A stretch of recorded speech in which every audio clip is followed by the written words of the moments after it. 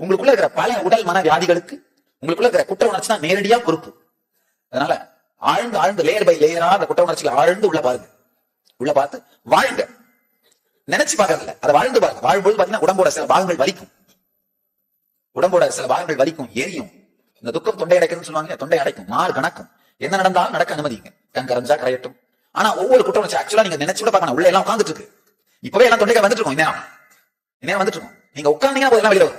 அது மேல வந்துட்டே நீங்க தான் என்ன பண்றீங்க, அடைக்கி அடைக்கி உள்ள உள்ள உள்ள அப்படின்னு ஓரமா கட்டிட்டே இருக்கீங்க, உள்ள வச்சுட்டே இருக்கீங்க. இந்த செப்டிக் டேங்க் போட்டு முடிப்பாங்க, கவர் போட்டு அந்த மாதிரி முடி வச்சிருக்கும்.